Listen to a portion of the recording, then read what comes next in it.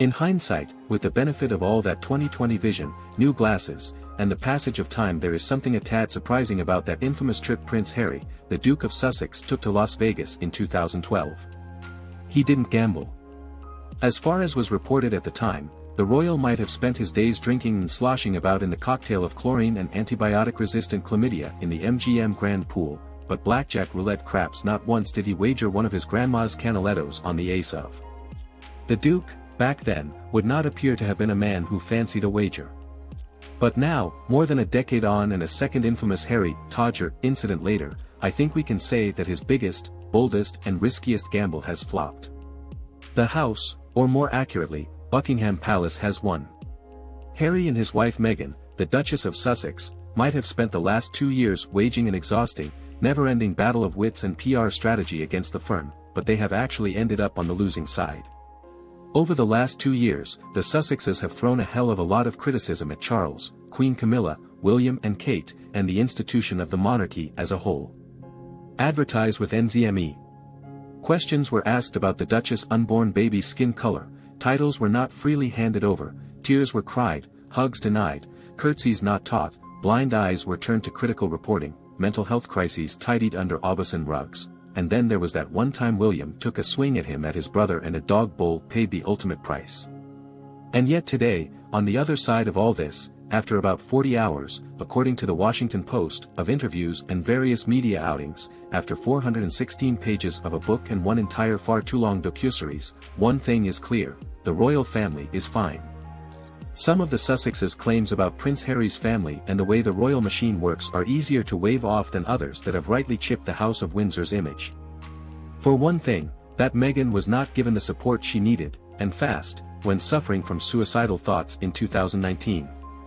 For another, there's the infamous skin color comment about how dark their first baby's skin color might be, made to the Duchess while she was pregnant with Archie by an unnamed London relative.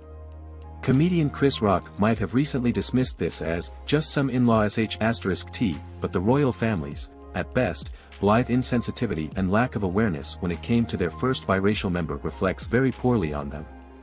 In January, when Harry took a break from his new US life, which seems to involve him communing with hummingbirds and occasionally fixing a neighbor's hose, he made clear what he hoped to get out of his father and brother. Speaking to the Telegraph's Brian E. Gordon, he said he wanted some accountability, and an apology to my wife.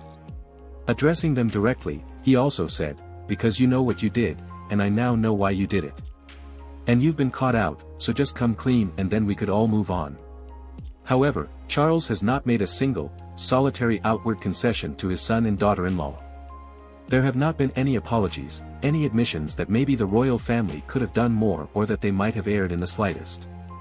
Even if the self-exiled couple was to, say, pop up on Good Morning America to lob a fresh volley of their signature brand of truth bombs at London, I reckon the public reaction would be something of a collective shrug.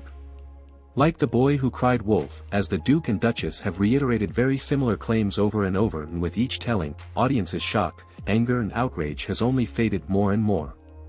At what point are they going to realize this is a game of fast diminishing returns for them?